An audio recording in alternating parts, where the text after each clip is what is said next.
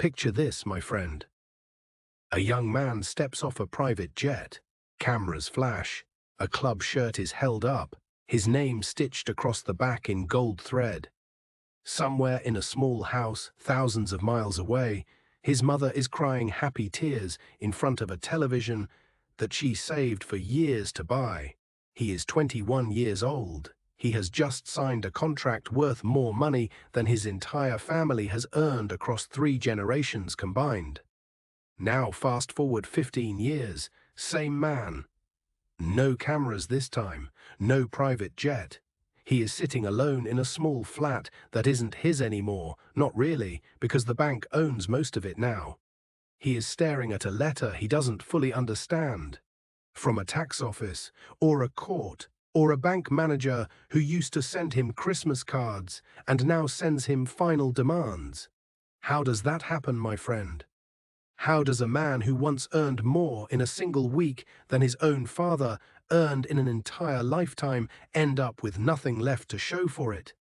How does a man who was once cheered by 80,000 people end up completely alone in a room, doing the one thing nobody ever taught him how to do?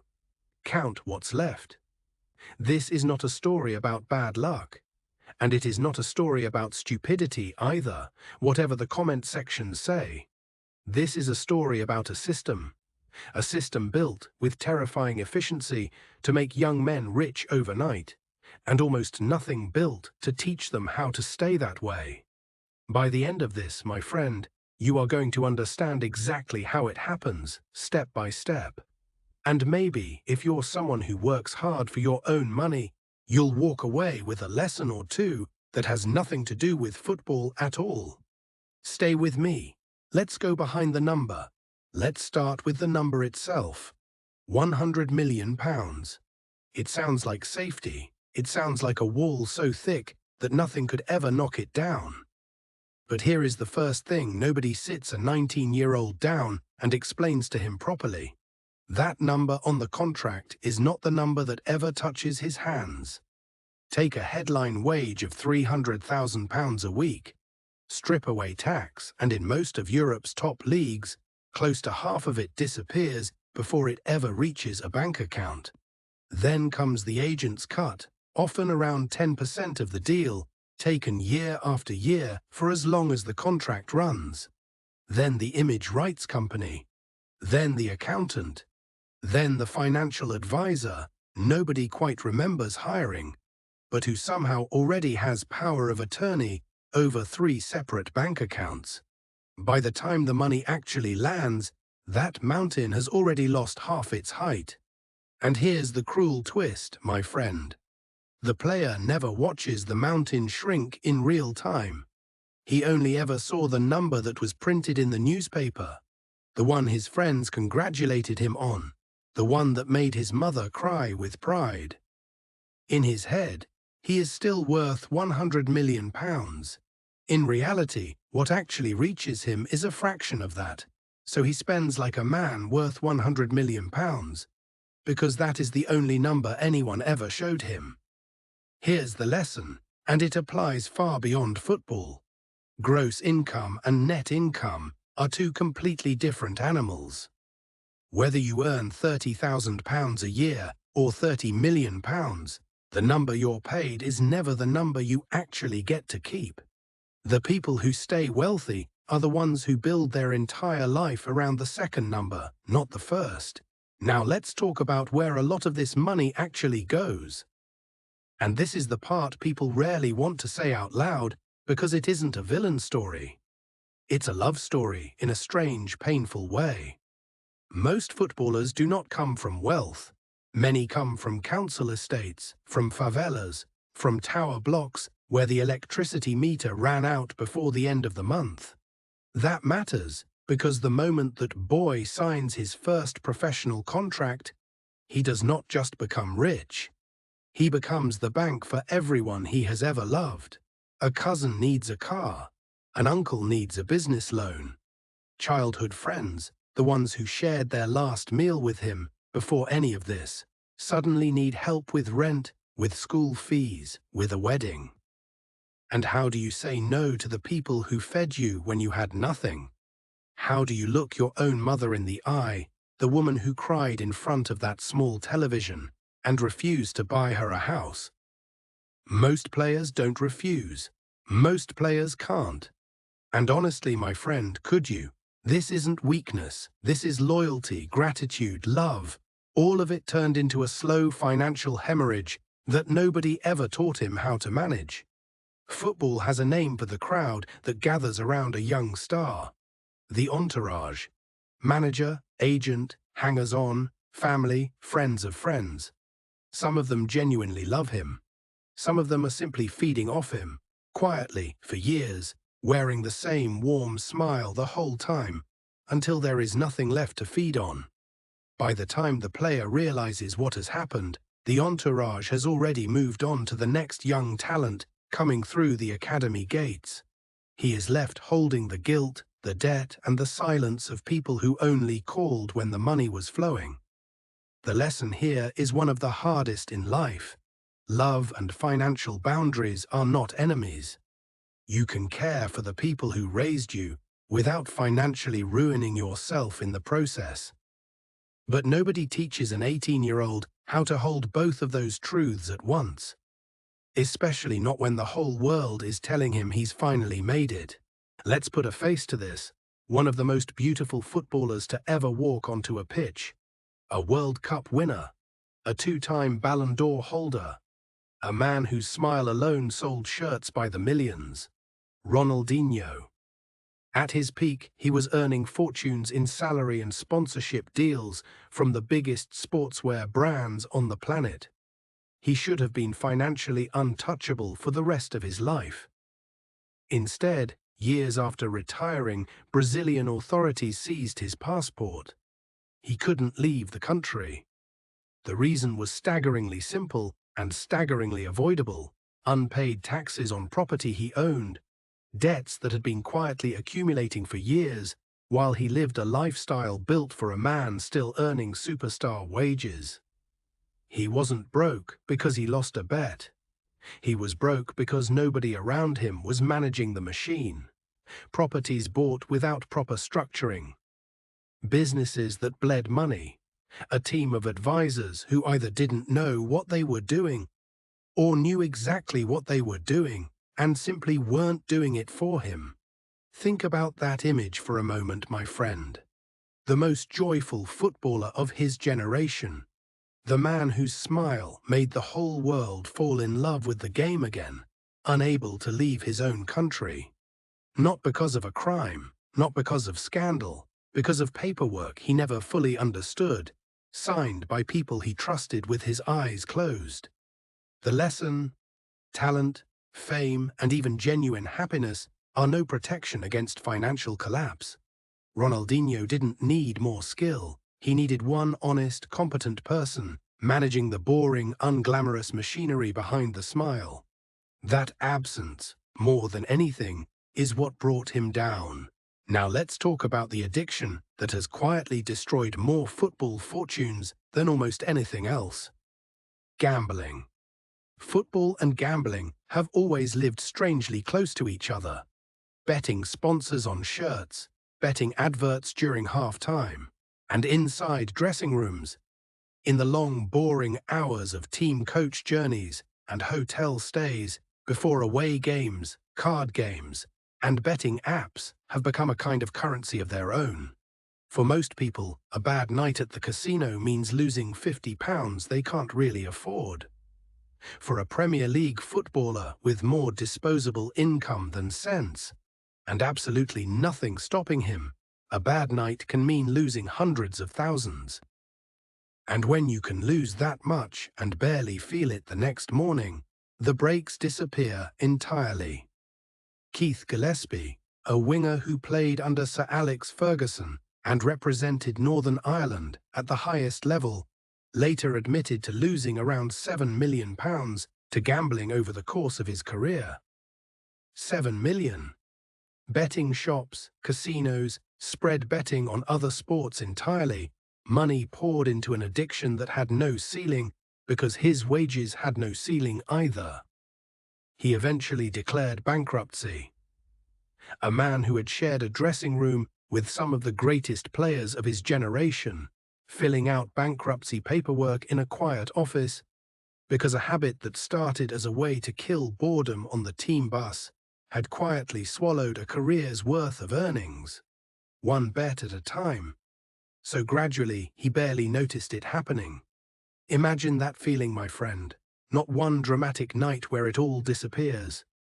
1,000 small nights, each one feeling harmless, each one just another bet among friends, until one day you add it all up and the number makes you feel sick.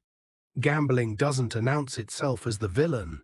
It creeps in disguised as entertainment, as a way to feel something during the endless downtime that comes with being a professional athlete, trapped in hotel rooms with nothing to do but wait for the next match. And by the time it's recognized as a problem, the damage is already done. The lesson, the danger of gambling, was never really about the size of any single bet. It's about a brain quietly rewiring itself to chase a feeling in an environment with no natural brakes. Money that has no limit removes the one thing that protects ordinary people from themselves: the fear of running out. Here's where the story gets even darker, my friend. Because sometimes it isn't the player's own choices that sink him. Sometimes it's the people he trusted the most. Throughout the 2000s and into the 2010s, a wave of footballers across the Premier League were funneled into so-called tax-efficient investment schemes, film financing partnerships, property developments, renewable energy projects. On paper, these looked like smart, sophisticated ways to protect wealth and reduce a tax bill. In reality, many of these schemes were later ruled by tax authorities to be aggressive avoidance structures, or outright collapsed, or simply never delivered the returns they promised. Players who had signed away 6- and 7-figure sums, often on the advice of accountants and financial advisors who were being paid commission to sign them up in the first place, found themselves facing enormous retrospective tax bills years after the money was already gone. The cruelty of this particular trap is that these weren't reckless young men blowing money on nightclubs and jewelry. These were players who thought they were being responsible. They sat down with men in suits who spoke confidently about diversification and tax efficiency, and they signed where they were told to sign. The suits collected their fees regardless of what happened next. This is the part of the story that rarely makes the tabloid front pages, because it doesn't fit the narrative people want. It's easier to print a photo of a footballer leaving a nightclub than to explain a complicated tax tribunal ruling. But for a huge number of players who ended up in financial ruin, it wasn't the champagne that did it. It was the paperwork and the polite men in expensive suits who smiled while they signed them up for it. The lesson: the most dangerous financial advice rarely looks dangerous. It looks like confidence. It looks like a nice office and a firm handshake. Real financial protection isn't about avoiding risk entirely. It's about asking one uncomfortable question before signing anything. Who exactly gets paid if this goes wrong? And is it still me? Here's a number that changes everything once you actually sit with it. The average professional football career lasts somewhere around 8 years. 8 years of earning power, squeezed into a life that statistically could easily stretch past 80. Think about what that means. A player who retires at 32 might live another 50 years. 50 years of bills, of children growing up, of houses needing roofs replaced and cars needing servicing, all funded from money earned in a single decade of peak wages that felt, at the time, like it would never end. Most people spend 40 or more years working, gradually building a pension, gradually learning to manage a salary that grows slowly over time. A footballer compresses an entire working life into less than 1/10 of that span, and does it while still a teenager or in his early 20s, with almost no lived experience of managing serious money. Add injuries into the mix, and that career can be cut even shorter. One bad tackle, one snapped ligament, and the 8 years can become 5. The wages stop. The lifestyle, the mortgage on the mansion, the fleet of cars, the private school fees, none of that stops with it. This is the mathematics that so many players simply never sit down and do until it's too late. And it's a brutal thing to face at 33, staring down 50 more years of life with the income tap suddenly switched off forever. The lesson, wealth built for a decade has to be structured to last a lifetime. That means treating peak earning years not as a party, but as a factory, building income streams, investments, and businesses that will still be standing long after the studs come off for the final time. Numbers are one thing, my friend, but behind every bankruptcy filing is a human being. Hendrie played for Aston Villa and briefly for England. At his peak, he was earning enormous wages and living the life that came with it. Multiple properties, a portfolio of investments, all the trimmings of Premier League success. Then the financial crash came, property values collapsed, some of his investments failed, and the wealth that had seemed permanent began to unravel. What followed wasn't just financial. Hendrie later spoke openly about the crushing weight of watching everything he'd built disappear. About a mental health collapse so severe it led him to a suicide attempt. He has since become one of the most honest voices in football about the connection between financial ruin and mental health, and about how little support existed for players once the money and the attention disappeared. Then there's Kenny Sansom, a former England captain, a man who played over 80 times for his country, and was, for a period, one of the best left-backs in the world. Decades after his career ended, Sansom was found sleeping rough, homeless, battling alcoholism that had consumed the life he built after football. Sit with that image for a second, my friend. A man whose name was once sung by tens of thousands of people every Saturday, curled up somewhere cold, completely invisible to a world that had once known his face better than his own family did. 2 England internationals. 2 men who once had the world at their feet, quite literally.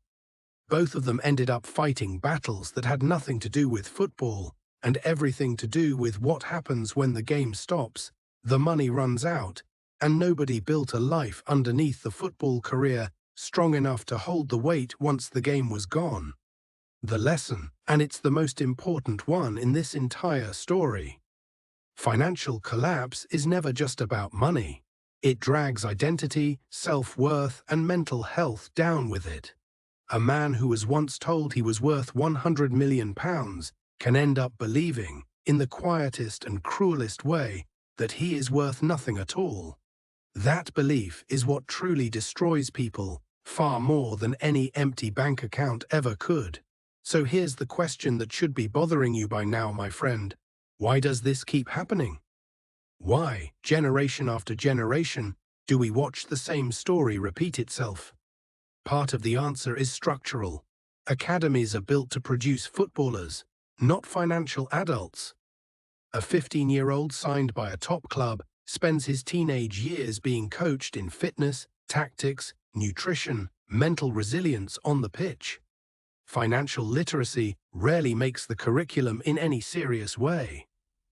Clubs are, understandably, focused on producing a player who can perform on a Saturday afternoon, not one who can read a pension statement. Part of the answer is psychological.